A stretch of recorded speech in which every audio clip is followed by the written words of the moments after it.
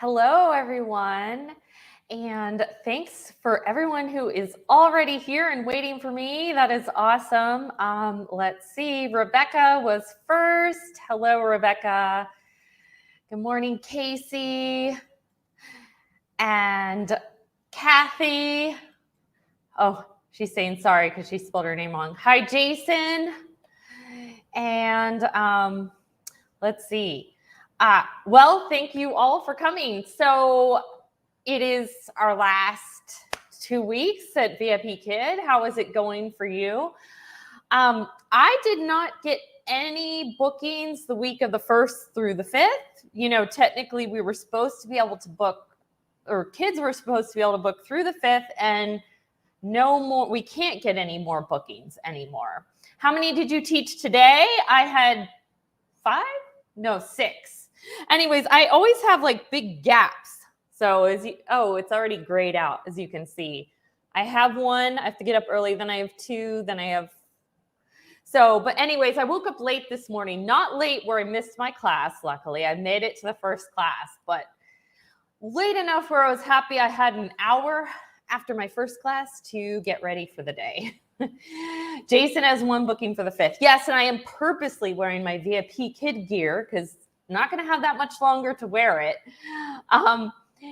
Yeah, so Jason has 1 booked for the 5th, and Casey, I had 4 today, and I'm booked until November 10th. Wow, Casey, past the 5th? How did you manage that? Okay, so this is my last week. This is next week. It's pretty full. I mean, I do have gaps here and there. Most of the gaps are the earlier times. So here is, yeah, look, completely blue. I have nothing for the week of the 1st through the 7th, nothing. Oh, well, I'm okay. I've been diversified for a while. I have 1 Outschool class today. I used to have 2 on Tuesdays, but I'm kind of in a transition period because I had to get rid of a section of a class that got low, but now I'm adding sections. I think it's next week or the week after I start having more classes on Tuesdays again. So I'm in a transition mode in between closing some and opening new ones right now. So only 1 today that I have a little prep work to finish. And let me know, so here, oh, Casey already said that. Here is another one from Casey. Maybe they are not from mainland. Maybe. Hey, you're lucky. Just take it and run. That's awesome. And Rebecca had 6 today. All right, so I know people are complaining. Things are a little slower on Outschool.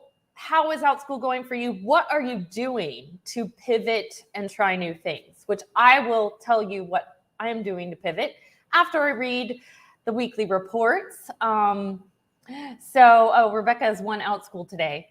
So after I read the weekly reports, I'll also read 1 email that we've gotten from Outschool since Casey read the other updates on Saturday, and then we'll chit chat a bit. So, all right, share screen, and I am going to,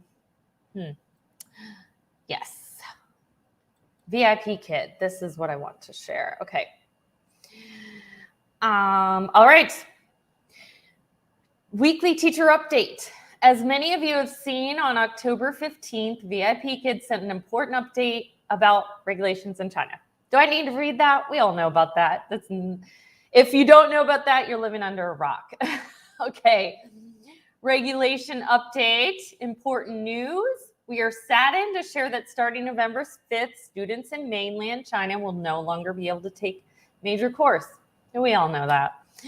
Parents will no longer be able to book. Yeah, we know that.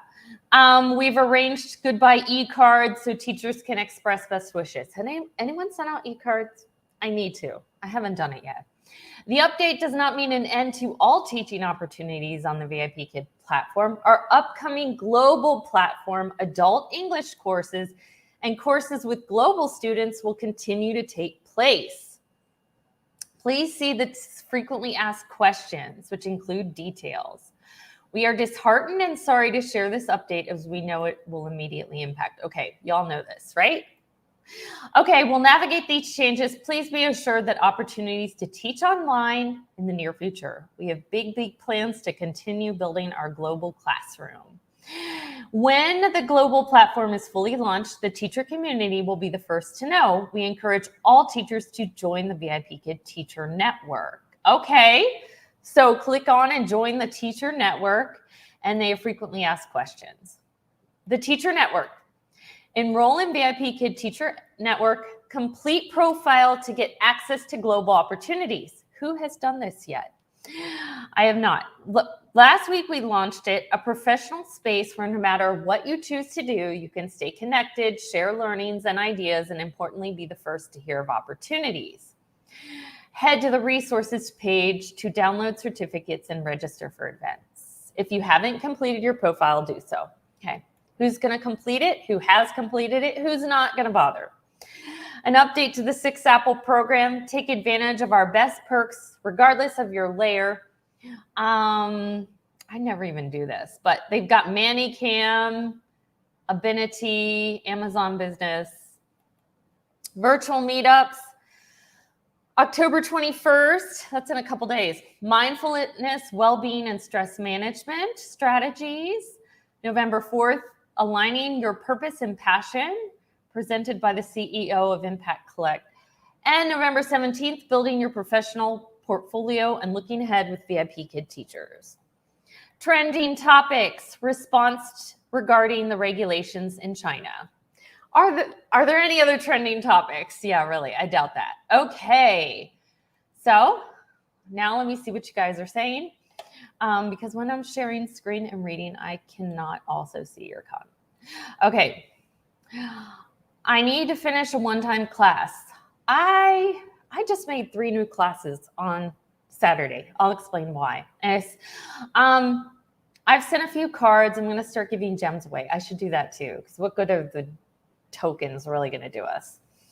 I'm looking at e-cards now, curious. Okay, and how long do they have to redeem those credits, I wonder? I don't know. I still need to, not sure. Okay. And okay, Jason, I use the TurboTax discount they use to give 6 Apple, but that's it. Okay. I think I don't really know how to use it. I'm sure it's not hard, but I just haven't tried. It's just like another thing. And Vipkid's like, I saw your new classes. Good. That means the email's going out. Jerry told me the same thing, that she saw the emails. I'll talk about those in a minute. So let me read. There's been one Outschool email, and if I think it would be interesting to you, I will read the little more information sections too. I don't read all of them, only the ones I think people want to know about. Okay. Okay, here we go. Trending holiday themes. All right, Thanksgiving classes. While Canada recently celebrated Thanksgiving, many United States learners will celebrate the holidays in just a few weeks. Check out which topics are trending for Thanksgiving-themed classes. And they have policy perspectives. Who here is doing a Thanksgiving class? I might. I have my American Girl class. I have Halloween classes booked, which Rebecca knows. Her daughter's in my Saturday one. Actually, I have that class Thursday and Saturday of this week. But after it's over, maybe I will change it to a Thanksgiving class. I did not do my ongoing classes the week of Thanksgiving, so because I figured my students would be away. So maybe I will open some one-time classes that week. Okay, classes that need educators. Check out this week's top search. I am going to show that in a minute. What do learners love? I'm going to show this too. Up-to-date insights on popular learner ages, class times, and topics. And then funding for Outschool's future.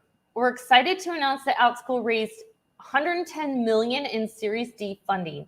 Educators like you have been instrumental in building Outschool, so that's great. And looking for inspiration, the top 50 parent request topics. I am not going to show that because that list is literally tedious, and one person or one parent or one student can like write something and it makes it on that list. I'm not reading that list. I will read you the ones that is like about most of them. Okay. And I got Manny Cam through 6 Apples, so worth it. Yes. And okay, so let me read the ones that are more information. And if you want to request I read something, let me know. But okay, here we go. Parent requests and searches. Oh, I said I wasn't going to show you this. I guess I accidentally had it up. I will just scroll through it real quick. Again, one person can request this and it makes it on this list. So there we go. There's that list. All right. And let me share the other ones with you. So yeah, there we go. There was that list. That list was great when I was a newbie and looking for ideas for classes. I really did like that list during that time. Okay, here we go. This is the one I wanted to show you. This is the one, this popular class time with learners and families was 8 a.m. to 12 p.m. This is Pacific time. So for me in the Eastern time, I add 3. So 11 to, 8, 9, 10, 11. Yeah, 11 to 3 for me, that would be. Okay, that makes sense. My 3 o'clock classes do book better. And these are the ages, social studies, world, all these. Okay. And there was one more that I wanted to share with you.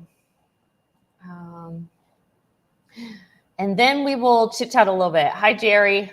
Oh, okay, one more, and then we'll talk about it, our Outschool a little bit. Okay, classes that need educators this week. Okay, these are all things I don't teach, but if you teach, there is a need. So robotics, I'm not going to read them all, but as you can see, so let's see, $11 to $21 and ongoing is their popular class type. And you notice most, if not all of these, except maybe French, are not academic. So people are looking for fun classes right now. I think a lot of people are on fall break. Yeah. Okay, Danny, hello. I am talking about Outschool, and I'm going to talk about that for a little while. I know you don't, she doesn't even work at Vipkid anymore. Well, she has a contract, but she's interested in the Vipkid stuff. Okay, so I know people are complaining about Outschool, the bookings being down. I honestly expected this with people going back to school. 2020, we had a global pandemic. Everybody was home. Last year, some people did start to go back to school, but a lot were still home. A lot were homeschooling, and things have slowed down. So have they slowed down for you, first of all? Maybe not everybody has the same experience. And what are you doing to pivot, change, try new things? I opened my American Girl Halloween class. I have 4 sections open. 2 of the sections have 4 students each, which is great. I'll take 4 students. When there's 4, I usually don't go and offer a discount, because if 4 is a good number, and I'd rather have a smaller class size for the 4 that are in there. So yeah, that's great. And Jason, I teach West Virginia slang. Nice. I think you're kidding, but I don't know. If you are in Outschool, people do have all kinds of crazy classes on there. So there could be a class on Outschool for West Virginia slang. I've seen how to talk in a British accent. Okay, so yeah, and then I'm starting a new class, a civics class, that I think that this will appeal to the homeschoolers, and it is a subject I know a lot about, if you saw my video. And then from there, I had a parent request a one-time class because my ongoing civics class just didn't work in their schedule, and they wanted to try me out. Both book clubs that I have right now have new books. So whenever I have new books, I always do a one-time class on the new books, because then sometimes I get kids who have stopped my ongoing come back and take, the one time of the new book. Maybe they've already been through all the books. sometimes I get completely new students and then they end up taking ongoing. So happen to be both book clubs have new books, and somebody else requested a one-time class for my new civics class. So I created 3 classes Sunday morning, or was it Saturday morning? We didn't have any VIP kids. So it was if I don't have VIP kid, I work it a different way. I do something else, like create a new class. I get ready for my upcoming classes. I'm already ready for my new Thursday civics class. Well, sort of. I have a few small things I need to do.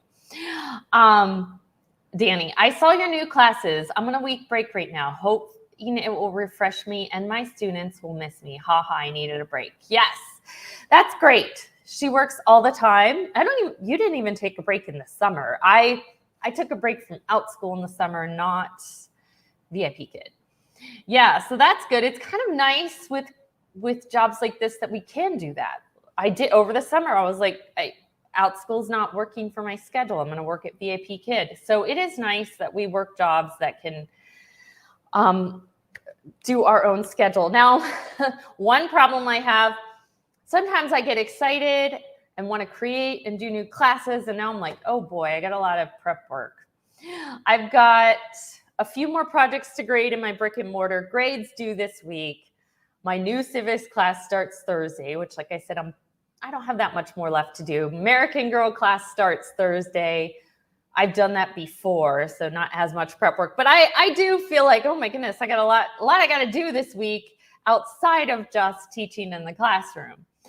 We have a school break this week too. Okay, good to know. So I think it is a good time to put up some fun classes, some one-time classes on Outschool, because people are when they're on a fall break from school, they're going to want the fun classes, not the academic classes. Oh yeah, so one thing I wanted to talk about is I've seen a lot of arguments on the Facebook pages about prices. Some people, I have actually seen parents saying, oh, some of the Outschool teachers are now charging too much and I can't afford it. And then teachers being like, well, you got to be paid what you're worth. You know what I mean? Here's my take on it. This doesn't just go to a teacher selling their service, but this goes to anything. I mean, anything you buy in a store. It is the law of supply and demand. You are worth what someone's willing to pay you. It's that simple. Like if you put a class on Outschool or a person does, and it's too much money of what people are willing to pay, then you're not going to make anything. You know what I mean? So I feel like,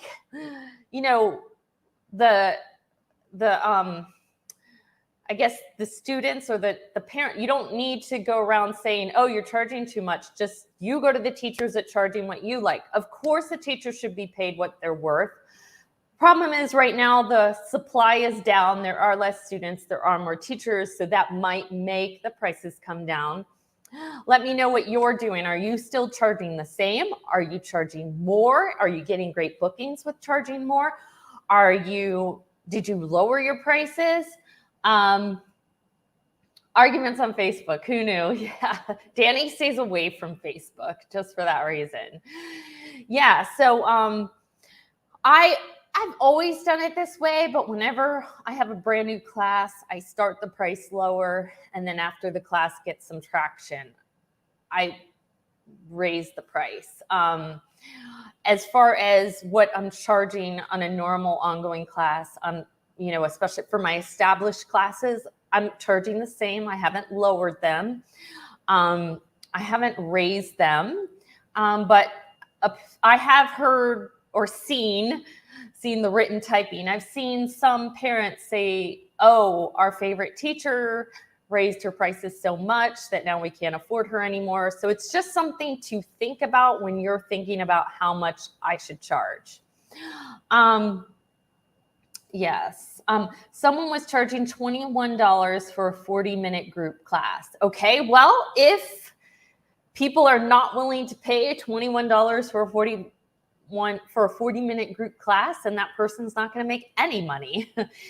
The only time I could see something like that being worth it, if that parent is teaching something that a lot of other homeschool parents can't teach and not a lot of other teachers can teach. Like if they are teaching advanced physics or honors algebra 2, maybe they could get $21 for 40, but they're just not, if people aren't willing to buy your product, then you're not willing. Problem with lowering prices, the people enrolled don't get the new price unless they unsub and resub. Yeah, I definitely wasn't talking about lowering a price to a class that's already going on. I was maybe talking about if your class doesn't have any learners, if you're a new teacher, yeah, or something like that. Or yeah, if you have classes that are full, then obviously the price is working. I lowered mine $1 and it seems to have helped. Yeah, it's kind of, if you lower it, you might get more people joining and then you are going to make more money. So if you raise the prices and then less people join the class, you're not going to make more. But it's experiment. And a lot of people get defensive. Teachers should charge what they are worth. Of course you should. Not saying you shouldn't charge what you're not worth. I'm just saying if you charge a certain amount and people don't sign up for the class, then you're actually not making any money at all. So yes. Yeah. So I also lowered my max limit so I could get the 3 slots left tag. Yeah, I used to have my classes at 8 and now I have them at 6. And I also think 6 works better for the book classes, but considering things are slower, I'm leaving all of them at 6 now. I only lose 70 cents a kid. Right. So then on your end, it doesn't feel as bad. Also, you can search by price if you are on the Outschool website and you're searching. So try to be under like the next price range. Like there is a $9 and under, I think there's a $12 and under as well. So you might want to price it where like you're in one of those searches. $12 sounds better than 15, 8 better than 10, right? I think I like 6 except PE. Yeah, I do think it's the nature of the class too. Like a PE class is different. You're not really talking. They're just kind of following you along so you can do more. I had always done my American Girl classes at 8, and for that class, it worked. It worked fine. But then when I switched over to doing books, I just found that 8 was too many. Not everybody got a chance to talk. So sometimes you have to experiment with what works. Obviously, a class where involves more participation and people talking back to you, less people, but you want to make the class experience well, right? And if people wanted 20 students in a class, they'd go to public school, right? This is the advantage of something like this, smaller class sizes, small group classes. And I hear a lot of arguing about tutoring too. I've not tried tutoring on Outschool, but I think what people are saying, and I agree, I think the 30% just seems bigger when it's one-on-one than when it's like, you have a little bit of students paying into the 30% Outschool takes here and there in a group class. So, Janie, hello. You haven't been here in a while. Welcome, Janie. Where have you been? Long time no see. Janie, what are you doing to pivot? Are you working at Outschool or any other place besides VIP Kid? How was your last 2 frenzies? Yes, so happy to see Janie. I have to cough and I don't have a way. Hold on. I can mute myself here.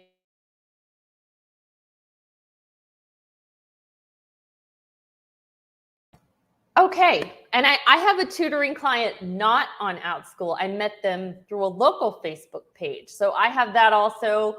I'm diversifying in a lot of ways. I got a part-time brick and mortar, 1 tutoring client totally on the side, Outschool, VIP Kid for just 2 more weeks. Yeah, so, Danny says, thanks for the live chat, helping me clean my house and relate. Well, good. All right, everyone. Well, I guess that is it. I got a lot to do. Well, I have a little bit to do to prep for my class later today, but a lot to do for all the other stuff I told you at the beginning. For my new classes, my brick and mortar, I got prep work. And Janie, I'm trying Cambly, applies to all school, clever kid, and amazing talker. Okay, yeah, I saw Tim's video about all school. Seems like Outschool, and I occasionally do Cambly. Kathy says, thanks, you're welcome. So I will see you guys next week, same time, same place. Zai Jian, bye.